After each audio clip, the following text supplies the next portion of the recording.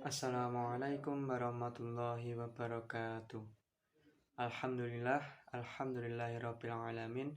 Assalatu wassalamu ala asrofil anbiya'i wal mursalin wa ala alihi wa sahbihi ajma'in amma ba'd. Asyhadu an la ilaha illallah wahdahu la syarikalah wa asyhadu anna Muhammadan abduhu wa rasuluhu la nabiyya ba'dah. Rabbi zidni ilman nafi'an warzuqni fahman wasi'an. Pertama-tama marilah kita panjatkan puja dan puji syukur atas kehadirat Allah Subhanahu wa taala yang mana telah melimpahkan rahmatnya, taufik, hidayah serta barokahnya setiap hari. Kedua kalinya sholawat serta salam tidak lupa tercurahkan kepada Nabi kita, Nabi Muhammad SAW, yang mana kita nantikan syafaatnya di hari kiamat nanti. Perkenalkan, nama saya Hanifah Randi Yunianto, kelas 1C, Prodi Pendidikan Agama Islam, NIM 213111079, akan menjelaskan tentang analisis kritis Amirul Had di dalam kitab Al-Ahkam As-Sultaniyah. Amirul Had di Indonesia berarti yaitu pemimpin haji atau pengkoordinir jalannya haji. Dalam bahasa Arab, kata amir berasal dari kata amir yang bermakna pemimpin atau jenderal. Amirul Had memiliki arti pemimpin yang menjalankan tugas untuk memimpin misi haji suatu negara, juga berkoordinasi dengan pihak-pihak kerajaan Arab Saudi. Terkait penyelenggaraan ibadah haji di Arab Saudi, Indonesia merupakan salah satu negara jumlah umat Islam terbesar di dunia. Tugas dan tanggung jawab Amirul Had sangatlah besar, yaitu memberikan kenyamanan lahir dan batin bagi seluruh jamaah haji. Khususnya jamaah haji Indonesia, kenyamanan lahir dapat tercapai dengan terwujudnya layanan akomodasi yang baik, layanan transportasi yang memadai, dan asupan makanan yang bergizi. Kenyamanan batin dapat dicapai dengan terpenuhnya bimbingan dan praktek manasik haji yang terkesan kompleks atau rumit bagi jemaah haji. Tentunya semua kenyamanan tersebut dapat terwujud dengan kerja keras dan kerjasama yang baik antara Amirul Had dengan instansi terkait yang dari Kerajaan Arab Saudi. Pengertian haji. Haji sendiri di sini, haji menurut pengertian kamus KBBI adalah rukun Islam yang kelima, kewajiban ibadah yang harus dilakukan oleh orang Islam yang mampu dengan mengunjungi Ka'bah di Masjidil Haram pada bulan haji dan mengamalkan amalan-amalan haji seperti ihram, tawaf, sa'i, dan wukuf.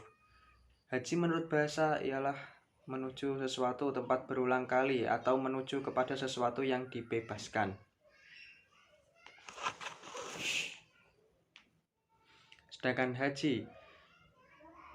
Sedangkan haji menurut istilah berarti beribadah kepada Allah dengan melaksanakan manasik haji, yaitu perbuatan tertentu yang dilakukan pada waktu dan tempat tertentu dengan cara yang tertentu pula. Haji dalam pengertian istilah para ulama ialah menuju ke Ka'bah untuk melakukan perbuatan-perbuatan tertentu, atau dengan perkataan lain bahwa haji adalah mengunjungi suatu tempat tertentu pada waktu tertentu dengan melakukan suatu pekerjaan tertentu. Yang dimaksud mengunjungi itu ialah mendatangi. Yang dimaksud dengan tempat tertentu ialah Ka'bah dan Arafah. Yang dimaksud waktu tertentu itu ialah bulan-bulan haji, yaitu bulan Syawal, Zulqa'dah, dan Zulhijjah, dan 10 pertama bulan Zulhijjah. Di dalam Peraturan Menteri Agama Republik Indonesia Nomor 24 Tahun 2017 Pasal 1 tentang Amirul Had, bahwa yang dimaksud dengan Amirul Had adalah Menteri Agama Republik Indonesia. Pada setiap tahun Presiden menetapkan tim Amirul Had, tetapi di dalam Undang-Undang Nomor 13 Tahun 2008 tidak ada ketentuan mengenai hal tersebut, misalnya berapa jumlah tim Amirul Had dan dari unsur apa saja tersebut berasal, berapa jumlah anggota timnya. Amirul Had atau pemimpin misi haji terdiri dari ketua, yaitu Menteri Agama atau menteri lain yang ditunjuk oleh Presiden sendiri, Naib Amirul Had dari Majelis Ulama Indonesia, Sekretaris Amirul Had dari Kementerian Agama, anggota berasal dari 1. orang dari kementerian atau lembaga pemerintah singkat. 2. 1 orang tokoh masyarakat Islam yang memiliki keahlian khusus terkait perhajian. Dan 3. Wakil dari organisasi masyarakat Islam sebanyak-banyaknya 5 orang atau sekurang-kurangnya 5 orang. Tugas dan wewenang Amirul Hajj. Tugas dan wewenang Amirul Hajj ini sangatlah penting atau sangatlah besar karena tidak boleh disepelekan. Di dalam Peraturan Menteri Agama Republik Indonesia Nomor 24 Tahun 2017 Pasal 2 tentang Amirul Hajj memiliki tugas dan wewenang salah satu di antaranya yaitu 1. Melakukan koordinasi dengan pihak-pihak terkait dalam penyelenggaraan ibadah haji di Arab Saudi. 2. Melakukan pertemuan dengan instansi terkait di Arab Saudi. 3. Melakukan pembinaan dan pengendalian pelaksanaan operasional ibadah haji di Arab Saudi. 4. Melakukan peninjauan fasilitas layanan jamaah haji di Arab Saudi. 5. Memberikan arahan dan masukan kepada seluruh petugas haji Indonesia di Arab Saudi. 6. Memberikan bimbingan dan konsultasi kepada jamaah haji. 7. Memimpin rapat-rapat koordinasi di Arab Saudi. 8. Memimpin pelaksanaan khutbah wukuf. 9. Memberikan tugas kepada wakil, sekretaris, anggota, dan staf sekretariat. Dan ke-10-nya melakukan evaluasi kegiatan operasional penyelenggaraan ibadah haji di Arab Saudi. Tanggung jawab Amirul Hajj. Ada 10 macam hal yang menjadi tanggung jawab dalam jabatan Amirul Hajj, yaitu sebagai berikut. Pertama, mengorganisasikan manusia dalam perjalanan dan istirahat mereka, sehingga jemaah tidak mengalami musibah di perjalanan atau menjadi objek kejahatan. Kedua, mengatur grup-grup perjalanan mereka serta tempat tinggal mereka dengan menunjuk kepala-kepala regu bagi masing-masing kelompok jamaah. Ketiga, agar bersikap lembut kepada para jamaah dalam perjalanan mereka sehingga jamaah yang lemah tidak membuatnya gusar dan orang yang tersesat dalam perjalanan dapat diselamatkan.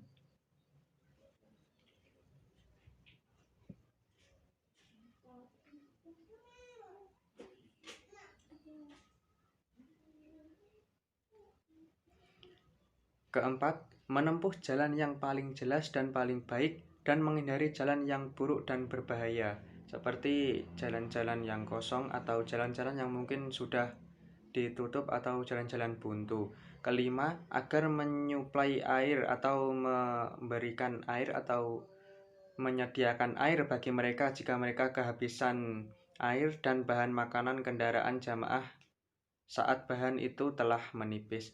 Keenam, agar menjaga keamanan mereka jika mereka beristirahat dan mengawal mereka dalam perjalanan, sehingga tidak ada penjahat dan perompak yang tergiur untuk berbuat jahat kepada mereka. Ketujuh, agar menjaga mereka dari orang-orang yang menghalangi perjalanan mereka dan membela mereka dari orang-orang yang menghalangi mereka. Kedelapan, menjadi pendamai antar pihak yang bertengkar dan menjadi penengah antara pihak yang bertikai. Namun ia tidak boleh turut campur memberikan kitab putus bagi mereka secara paksa, kecuali jika pihak yang bertikai itu menyerahkan masalah itu kepadanya untuk diputuskan dan ia juga mempunyai kompetensi untuk memutuskan perkara itu. Kesembilan, meluruskan orang yang menyimpang dan memberikan pelajaran bagi orang yang berkhianat, namun tidak boleh sampai ke tingkat hukum had, kecuali jika ia mendapatkan izin dalam hal itu. Dan ia juga mempunyai kompetensi untuk memutuskan hukum itu jika ia tidak termasuk orang-orang yang mencapai derajat ijtihad. Dan ke-10, agar mereka menjaga keluasan waktu sehingga tidak menyebabkan ada jamaah yang tertinggal dan tidak pula kesempitan. Waktu menyebabkan mereka harus berjalan dengan tergesa-gesa. Jika telah sampai ke miqat, hendaknya mereka diberikan kesempatan untuk memakai ihram dan melaksanakan sunnah-sunnahnya.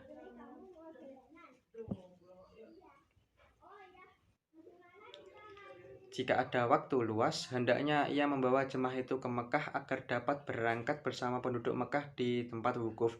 Sedangkan jika waktunya sempit, ia membawa jemaah langsung ke Arafah karena takut tertinggal waktu wukuf, sehingga membuat ibadah haji mereka menjadi batal.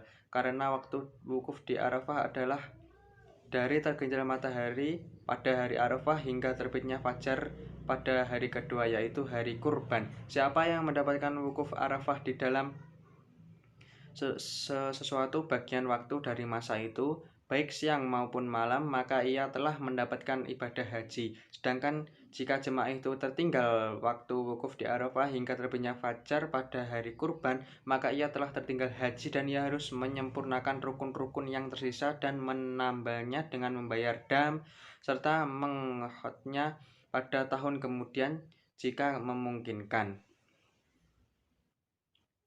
Jika para jemaah haji telah sampai ke Mekah dan ada jemaah yang tidak ingin kembali ke negara asal mereka, maka kekuasaan pejabat itu atas orang tersebut telah lenyap. Sedangkan jika jemaah itu masih akan kembali ke negeri asal mereka, maka ia terus mempunyai wewenang atas mereka dan mereka harus tunduk kepada kebijakannya. Baik, itu saja yang bisa saya sampaikan. Jika ada salah kata atau kurangnya kalimat, saya mohon maaf sebesar-besarnya. Billahi taufik wal hidayah. Wassalamualaikum warahmatullahi wabarakatuh.